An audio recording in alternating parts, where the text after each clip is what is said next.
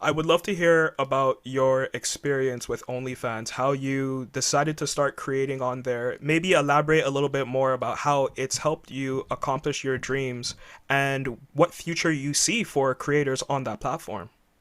Okay. So when I first got into it, I was living on Oahu, Hawaii. I was living out there. Wow, great. Yeah, I was doing a lot of photo shoots, and when I was going and doing these photo shoots, I had basically had someone write me up a contract that said, I'll shoot for this price or for this promotion. But I also want every raw photo and I want permission to use it, basically. Because at the time I was getting hired for these jobs that were like lewd or oh, what do they call it? Where you're like it's like imitation, like you might be naked, but you're not showing everything. So I was doing a lot of these photo shoots and they weren't allowed to use anything that exposed, you know, genitals or too much. And so, when you're taking thousands of photos, there's going to be slip ups in there. So I would get all of these raw photos back. And in the raw photos, there would be these like, like nip slips or kitty shots. And I was like, these are cute. Like something needs to be done with this. And at this time, OnlyFans was already really taking off. And I just thought I should be selling these. Like, there's no reason I am sitting on 1,500 photos of myself and not doing anything with it. And so I went into it very kind of like professionally done. Like all of my photos were studio prints, and I had this catalog of just lewds and nudes. And that's how it started. God, I think my original, like even a photo set would be $50 of just, photos of me in a little bundle. And so that's how, things started. And after a while of living in Hawaii, obviously, everything started to close down. COVID hit. The island really just, it started to change. I was working at this like basically wholesale of hair products. And when COVID happened, like we weren't allowed to be open, but we had to still be there. So I would spend like 8 hours a day in this tiny little store by myself. And I don't know what kind of sanity people can hold on to when they're sitting in a room for that amount of time. But I started to just crack. I was like, I am literally going insane in here. And so I eventually quit that job and pretty much then committed to OnlyFans full time. Wow, I see. I I don't even know what sort of experience that would have had on someone's mental health. Like you're on one of the most beautiful islands in the entire world. Like I don't know. I've always just assumed like Hawaii is like heaven on earth, but Oh, then it's gorgeous. and then imagine something that's so beautiful all of a sudden changes. It's a place that's based off of being a destination. People want to go there. It's about going outside and enjoying and being around others. But when you're locked indoors, I can see how you're now starting to get caught up with your thoughts. How come I can't experience the beauty that's around me? I'm in this hole basically, and I can see how that would cause someone to essentially crack. Do you Yeah, yeah. do you think OnlyFans, not to say saved you, but it improved your mental health and helped you go into a better direction? Yes. Yeah. I mean, it did so much for me in that time because, I mean, for one, like I think everyone deals with some level of insecurity. And I was just getting into modeling. I was just really committing to it. And there's this like level of rejection that you have to deal with in any industry. But when it's based off your looks and you're getting denied jobs because of your looks or your weight or your this or your that, it also starts to kind of take that like mental effect. And during COVID, I think that with the push of OnlyFans, I changed my diet completely. I lost 20 pounds. I started working out every day. I figured out how to work out at home, which I never thought I would be able to do.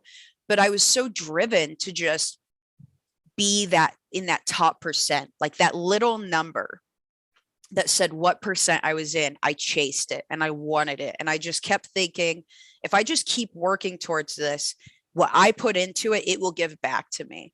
And so it's always just been a really positive relationship. Don't get me wrong, every day's got, every job has its bad days. And I like to call everyone on there like my coworkers, because sometimes my coworkers, they say some mean stuff, but who doesn't have a bad coworker? As far as the community I've built and the people I've met and talked to, like it's been really positive. What was it initially like for you? Obviously, you had a goal, and it seems like you were coming from a background of experience. For a lot of people, they just kind of see OnlyFans as I'll try it. Maybe it can be an easy buck, but it is a lot of work, and you're going to be more successful if you approach it from someone who has a modeling background, or if you're comfortable with creating the particular content that you're hoping to sell. What was it like for you initially, and your growth over time? It's amazing. It's so good, and the content you put out is great. At what point did you really decide that I'm starting to see a strong return? People are really enjoying what I'm doing.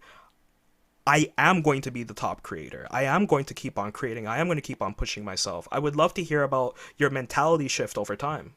So first off, I love how you even asked that. That was like very well put. That even just feels good hearing. What was the way to the top? Uh, um, so when I first started, I already had a pretty decently sized social media presence. And decently sized for me, like I already had, I think, like maybe 6,000 people on a Facebook. I think I had like 2 or 3,000 on Instagram. And I had a TikTok that was also at like maybe 1,000. At different times, things started to pop off. Like I created this like new Facebook, and for whatever reason, it hit like 6,000 people in like 2 months. And, they say the number that always stuck with me when I was first getting started was, if you have 20,000 fans, you can make a living. If you can monetize yourself and you have 20,000 fans, you can make a living. And so in my head, I kept saying, if I could reach 20,000 people, I could live off this. I could do this, and I could be a content creator. And the biggest, for me, the big thing that happened was I had a TikTok blow up. Over Christmas of last year, I had a TikTok hit, I think like 60,000, and it hit that number in like weeks. And so going from, seeing my 20,000 holding it down fans to this massive spike, I was like, if I just keep working, if I keep going, the opportunities will come.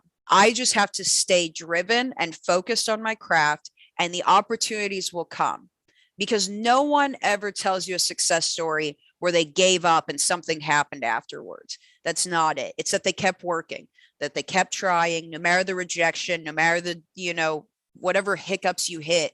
If you keep going, it's going to work. Something's going to happen for you. And so I think that was just having those little wins along the way. And even my initial startup was so much more than I could have ever asked, because, since going into this, I've had lots of people get a hold of me and say, hey, hints and tips, how do I do this? And it's hard for me to even explain it, because I had already been this online weirdo to people for so long that they were just stoked at whatever, I was doing. They were like, good for you. Like, and not a lot of people have that kind of support. So I think that because I already had kind of built that, my launch for OnlyFans was immediately successful. And from there, like I said, there's been hiccups, but nothing that would ever make me stop doing what I love. Do you see yourself as a creator in this space going forward? Or would you look to maybe leverage this into another aspect of content creation, or maybe go back to traditional modeling when things start to open up more again in the world and just see where life takes you? I think I'll always be in some way a content creator. I love this. At the end of the day, I thrive with human interaction. And that doesn't always come as easy in person for me. I think, well, for anyone, I mean, I guess some people have it easier in person than online. Some people it's the other way. For me, I always kind of have struggled with, a little bit of anxiety just being out in public, especially because I started modeling so long ago and I had things happen where people found out where I was shooting at, or people found out the studios I was in, and they would show up. And, like a lot of like compromised safety over the years has led me to further kind of hunker down behind a screen and allow myself this safe place to interact and be without the same worldly anxieties, I guess, that come from being in public.